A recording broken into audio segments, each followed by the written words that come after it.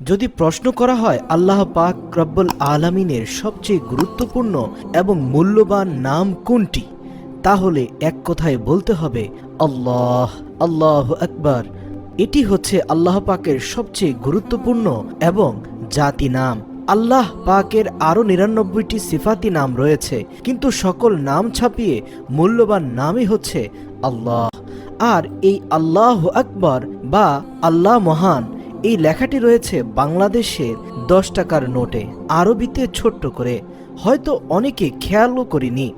টাকাটা বড় কথা নয়, আল্লাহর নামের পবিত্রতা রক্ষা করুন। প্রতিদিন কত নাপাক এবং অপবিত্রতার সাথে উক্ত স্থানে স্পর্শ করা হচ্ছে।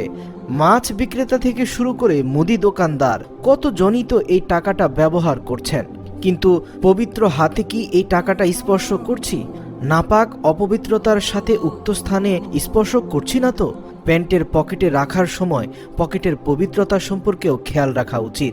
এক কথায় এই পবিত্র নামের সম্মানহানি হয়, এমনভাবে টাকাটা ব্যবহার থেকে সতর্ক থাকতে হবে। কারণ এটি আল্লাহ পাকের কোনো সিফাতি নাম নয়, এটি হচ্ছে আল্লাহ পাকের সবচেয়ে মূল্যবান এবং জাতি নাম আর একমাত্র নাম, যে নামে এক কথায় মহান সৃষ্টিকর্তা আল্লাহ তাআলার পরিচয় বহন করে, আর তা হচ্ছে আল্লাহ। আলোর পথ।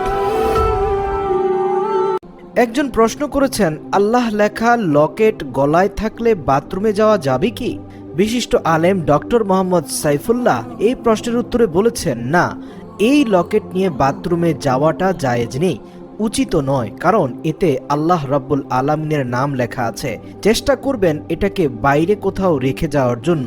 যদি দেখেন যে এমন কোনো টয়লেটে যাচ্ছেন বা এমন জায়গায় যাচ্ছেন যে বাইরে রেখে যাওয়ার সুযোগ নেই, তাহলে চেষ্টা করবেন খুলে এটাকে হেফাজতে কোথাও রেখে যাওয়া যায় কিনা, যেমন পকেটে অথবা ব্যাগের ভেতর। কারণ আল্লাহ রাব্বুল আলামিনের জাতের সত্তার সবচেয়ে শ্রেষ্ঠ এবং সম্মানিত নাম হচ্ছে আল্লাহ। সুতরাং এটাকে কোনোভাবেই অপমানিত করা, কোনোভাবেই অবমাননা করা ঈমানদার ব্যক্তিদের উচিত হবে না, এবং এর দিকে লক্ষ্য রাখা উচিত যেন কোনোভাবেই এই ভুলগুলো আমাদের না হয়। কিন্তু কোনো বিষয় আছে যেগুলো কোনো ক্ষেত্রে সম্ভব নয়। যেমন আপনি বাজারে গেছেন, এখন আপনার টয়লেটে যেতে হবে, পারছেন না, উপায় নেই, এখন সেটি কোথায় রাখবেন? এই ধরনের পরিস্থিতিতে আল্লাহ রাব্বুল আলামিনের কাছে ইস্তেগফার করতে হবে, ক্ষমা প্রার্থনা করতে হবে। কারণ যখন সম্ভব নয় তখন আল্লাহ সুবহানাহু ওয়া তাআলা তার বান্দাদের ক্ষমা করবেন। অন্যদিকে এই লকেট ঝোলানো, গাড়িতে আল্লাহ মুহাম্মদ সাল্লাল্লাহু আলাইহি সাল্লামের নাম ঝোলানো, অনেক সময় ঘরেও ঝুলিয়ে রাখা হয়। এই কাজগুলো শুদ্ধ নয়, সুন্দর নয়, বরং এগুলো আবেগ।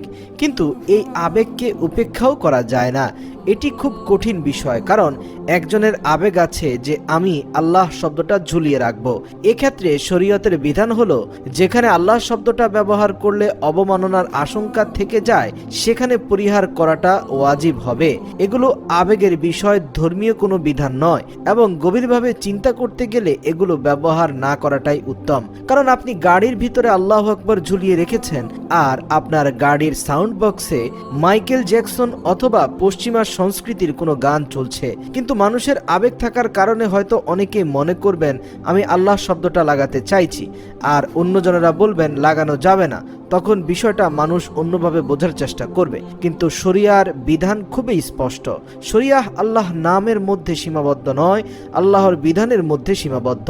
ইসলাম আমাদের আল্লাহ রাব্বুল আলামিনের আনুগত্য ও তার জিকির সবকিছুর জন্য নির্দেশনা দিয়েছে এবং পদ্ধতি জানিয়ে দিয়েছে। রাসূলুল্লাহ সাল্লাল্লাহু আলাইহি ওয়াসাল্লাম আল্লাহর জিকিরের কথা বলেছেন, সুবহানাল্লাহ, আলহামদুলিল্লাহ, আল্লাহু আকবার।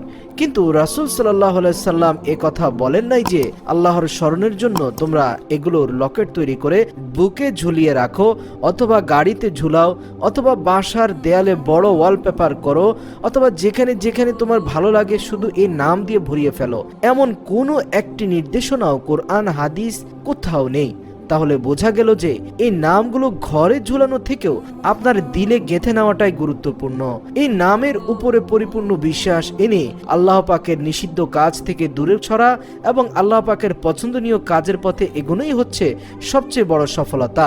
এগুলো যদি সত্যিকার অর্থে আল্লাহ রাব্বুল আলামিনের স্মরণের জন্য উত্তম কাজ হতো, যার মধ্যে মানুষের কল্যাণ নিহিত রয়েছে অথবা যেটা খুব ভালো কাজ হতে পারে, তাহলে নবী সাল্লাল্লাহু আলাইহি সাল্লাম অবশ্যই সাহাবীদের বলতেন যে তোমরা এই কাজ করো। এই নির্দেশনা অবশ্যই থাকতো, কারণ কিয়ামত পর্যন্ত যে ভালো কাজ হবে সেগুলোর নির্দেশনা আল্লাহর নবী সাল্লাল্লাহু আলাইহি সাল্লাম দিয়ে গেছেন। তাই সেক্ষেত্রে আমাদের আবেগটা একটু সংযত করতে হবে।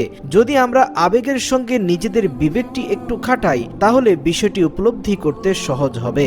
তাই 10 টাকার নোট ব্যবহারের ক্ষেত্রে একই ধরনের চিন্তা আমাদের মনে আনতে হবে, আর তা হচ্ছে এই নোটটি যতটুকু সম্ভব ভদ্রতার সাথে এবং এর যথাযথ সম্মান প্রদর্শন করে আল্লাহর নামের পবিত্রতা রক্ষা করে নাপাকি এবং অপবিত্রতা থেকে দূরে থেকে ব্যবহার করতে হবে।